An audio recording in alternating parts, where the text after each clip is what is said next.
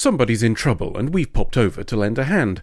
Things are pretty serious and whoever's on the other end of the phone asks to be teleported over, so we accommodate them. There's something a bit off though, as Janeway says she wants the uninjured teleported to a cargo bay and dispatches some guards.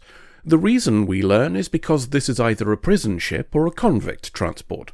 That would be fine if everybody was in one place, but 2 injured people were teleported to sick bay, and in a perfect example of Starfleet security, the armed guards have failed to prevent one of them from taking 7 hostage.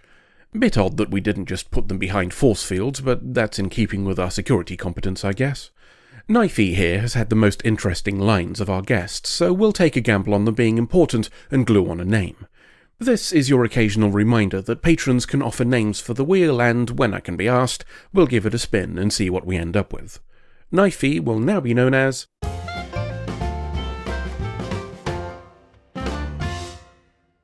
Mooncake, suggested by Lieutenant Red Sable. Mooncake wants a ship and some food, though I imagine he'd change his opinion on the latter if he knew about Neelix.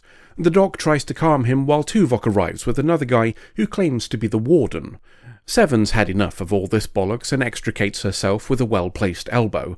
Hostages are the only trick Mooncake knows though, so he takes another. This one ends even worse than the last when Tuvok just poops yellow through the dock and Mooncake has a nap. The warden thanks us for coming to their aid. When asked why they didn't use their escape pods, he explains they couldn't risk the prisoners fleeing, which kinda begs the question of why they had escape pods in the first place, but let's ignore that for now. Just as well we saved them, otherwise the prisoners wouldn't have made it to their scheduled executions. They're all murderers, you see, and killing is wrong, so we have to kill them. We agree to meet up with another ship in a few days and hand everybody over. Chakotay warns Janeway that not everybody on board is going to be happy with ferrying people to executions. Janeway agrees, but is choosing to follow the Prime Directive this time, perhaps not wanting to give anybody a reason to ask questions when the word murder is involved.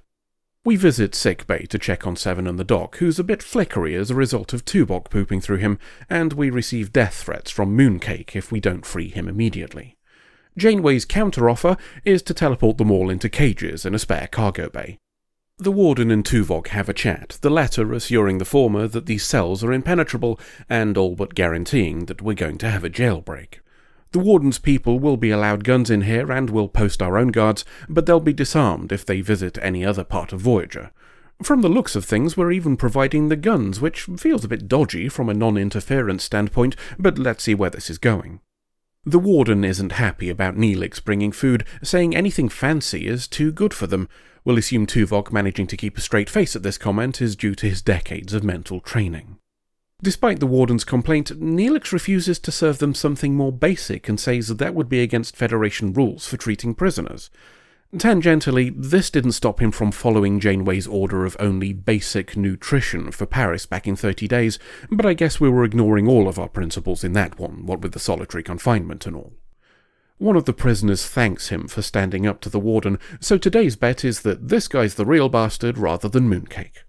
Speaking of which, he causes a bit of a disturbance, somewhat prompted by the second prisoner, I note, and the warden comes over to shut him up. A threat to his children, whose names Mooncake knows somehow, results in a bit of the old violence from the guards. Our own security people step in and stop it, but not before Mooncake has taken a proper pasting. Janeway's a touch miffed when she hears about what happened. We're taking over watch of the prisoners, and she's not letting the warden and his mates borrow her guns anymore either. Here's hoping we do a little better than our track record on security would suggest. Mooncake is receiving treatment. He's taken a nasty bonk on the noggin, one that has caused swelling on the brain. The doc thinks the best way to treat it is with Borg minibots, and Seven complies, whilst also questioning the point if he's going to be doing it dead soon anyway. We'll leave them to continue their chat on the doc's opposition to the death penalty and switch to Neelix on his next food round. Second prisoner gets chatting with him, dropping a few hints about being innocent but targeted because of his species. It's enough to get Neelix to investigate the case, access provided by the warden's government under the guise of a cultural exchange. He thinks second prisoner got stitched up, not least of which because his species is far more likely to be given a death sentence than others in the area. Paris is skeptical of what convicts say, which is fair enough considering his first-hand experience, but Neelix still thinks this whole thing is dodgy and continues to dig. Mooncake's doing well after the Borg minibot injection, which is more than can be said for most people on the receiving end. He also seems calmer and is talking with the doc. That might be why the doc wants to repeat the process and see if he can improve things further. Seven points out that this could simply be a ploy to gain the doc's sympathy, which might also explain why he calls the doc back. He started feeling nauseous and says he can't stop thinking about the guy that he murderized the shit out of. Seven suggests it could be guilt, something he's not experienced previously, and Mooncake says this only started after the minibots were put into his brain, pleading for them to be removed. A quick check of some brainial scans show he's right. The Borg minibots have made connections that weren't there before. Perhaps we did more than fix his beating. Neelix is getting more friendly with Second Prisoner, to the point they're now playing games. It's an opportunity for a lore dump, and we learn their legal system dictates that the victim of a crime, or the victim's family in the case of a murder, controls the punishment. It's reasonable on paper, but like many things that work on paper, it turns to absolute shit when it touches reality. Rich people can pay for their crimes in a very literal sense, compensation favoured over punishment if there are enough zeros on the end of the number.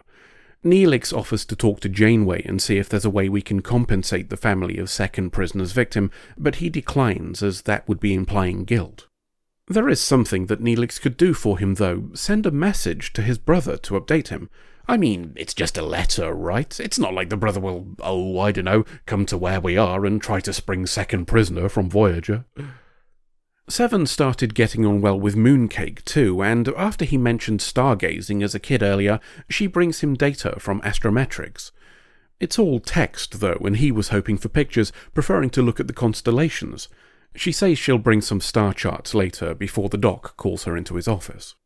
He's showing Janeway his findings, namely that Mooncake had a medical condition that meant part of his brain which controls not murderizing people wasn't connected properly. That's been fixed with the Borg minibots, and that's why he started giving a shit. In fact, the doc thinks he's no longer capable of violence, the entire concept making him physically sick. The warden doesn't give a shit, obviously. He thinks the whole thing is just Mooncake tricking them, despite the evidence to the contrary. He can bollocks, though, as his opinion doesn't matter. Their laws permit appeals, but that's going to be a problem. The appeal isn't to the legal system itself, but rather the family of the victim. Not promising, but we'll try anyway. Mooncake wants us to withdraw the appeal. The change has caused him to be repulsed by the murder he committed, and he wants to be punished, believing he deserves it. Seven shares that she's experienced something similar, grotesque acts of harm performed while she was not in control. He doesn't want to listen, though, and instead demands to be put back in his cell. The family of his victims seem to agree. They've refused to even look at the medical evidence in the appeal, and after Seven tries to force the issue, Janeway takes her aside and tells the warden that we'll abide by their decision. Janeway can see that this isn't just about Mooncake for Seven, and we start to explore the parallels between their situations. Not for long, though, as some prick has just started pooping at us. Kim tells us we've lost power on some decks, one of them being where the prisoners are kept. I'd probably have switched to some sort of mechanically lockable door if I was in charge of security for a ship that regularly has technical issues, but then I guess bars aren't as conducive to cinematography or externally triggered jailbreaks. The overpowering of the guards is as swift as it is predictable, though Mooncake sits back on his bed and takes no part. He's the only one, though, the other seven all making a run for it. Our 3 armed guards somehow managed to take down only 2 of the unarmed prisoners before getting the shit kicked out of them. Another sterling effort from our security teams there. The attacking ship tries to nab some of the convicts by teleporting them, but only the ones from the species to which Second Prisoner belongs. What a fascinating coincidence. Voyager prevents it with pooping and the ship buggers off, but we don't give chase as we've got more important matters to deal with. Tuvok's taken care of a couple of the escapees, and the warden manages to down one of them as he and Second Prisoner were trying to break into our shuttle bay. Fair play to Tuvok, he's finally figured out how to lock it, and it only took him nearly 7 years. The warden is taken hostage by a convict who got behind him, somehow, and is dragged back to the cargo bay prison. Second Prisoner has his very surprising reveal by saying he's going to kill the warden, and I cash in my winnings from the bet I made 7 minutes into the episode. Before he can pull the trigger, Mooncake tells him to stop. Not because he doesn't want the warden to die, but because he wants to be the one to do it, after the beating he took earlier. Second prisoner hands him the gun, as the warden rants about knowing his miraculous healing was all a con. Mooncake proves him wrong by handing the gun to him, and he poops yellow at the other two. The warden's had a change of heart and given his support to Mooncake's appeal. His influence is sufficient to make the victim's family listen to Mooncake, who says he understands the harm he's caused and won't blame them if they choose to deny his appeal, but wants them to know he's sorry regardless. Neelix has had his own change of heart, telling second prisoner to eat a big barrel of dicks when he tries to be friendly. It's not helped by knowing he threatened to kill the warden, and we found out the attacking ship was his brother after tracing that message we sent, something that nobody could possibly have predicted.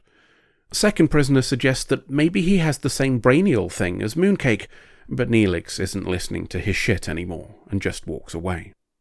As Seven is in astrometrics with Mooncake, looking at some of the constellations he watched as a child, Janeway and the warden join them.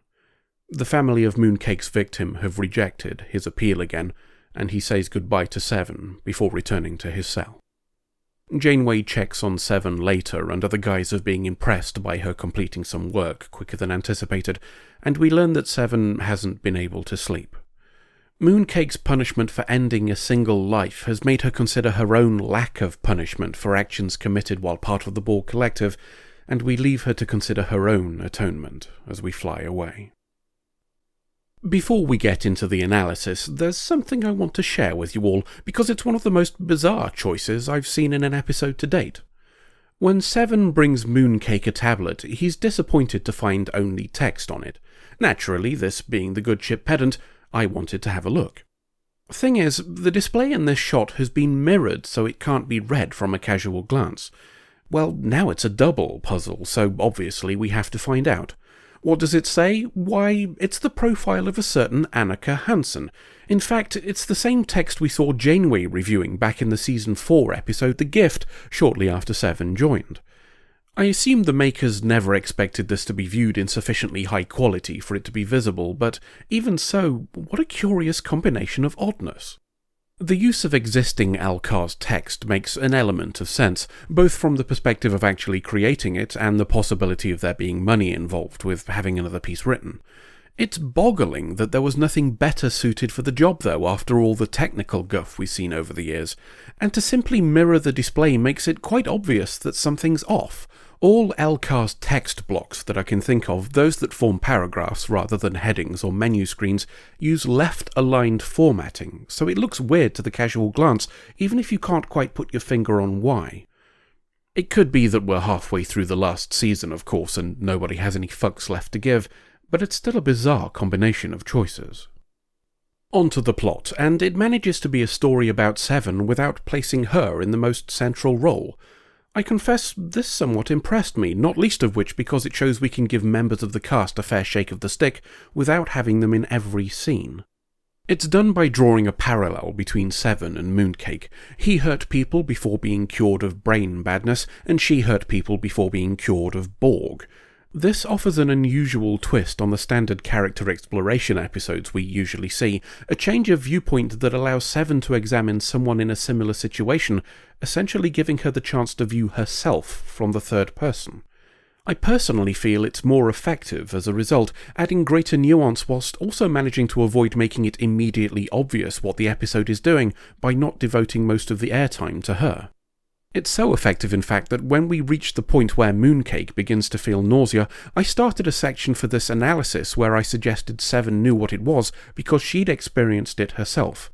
I'd written a whole bit about how there was a parallel between the two before watching the rest of the episode and seeing that was exactly what they were going for. I can't recall another time when I've been genuinely pleased to delete whole paragraphs because the episode has surprised me. It's also highlighted just how stale other episodes of character exploration seem in comparison, something you can generally tell within the first few minutes because of the focus on one person. It's fair to say then that I liked this one a lot, despite it not being perfect. There's probably a whole conversation to be had about how problematic it is for the racially profiled prisoner to have been the genuine bastard, and the potential for drawing a message from it. I'm not suggesting it was intentional, but it still risks acting as fodder for the small but vocal contingent of Trek viewers who've somehow managed to convince themselves it's right-wing. One more thing before we go.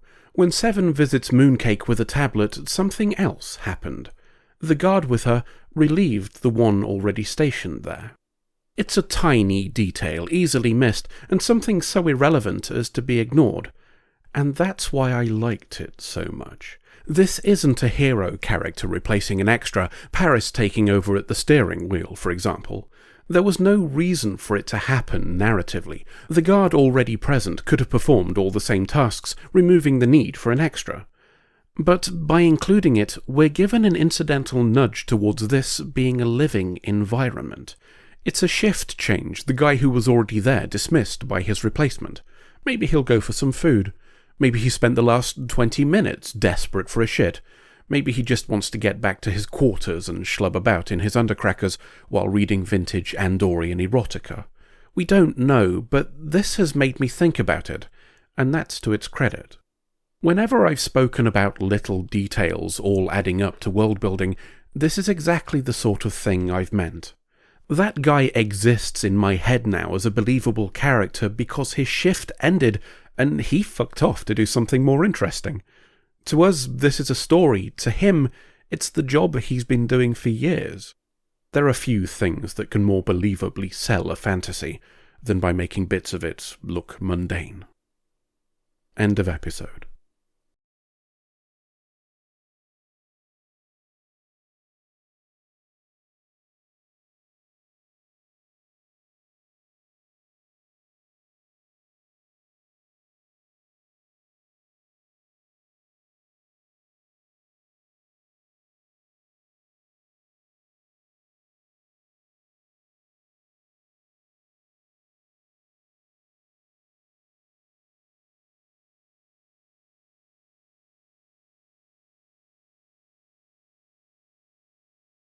You're deliberately fucking with me, aren't you? A little bit, yeah.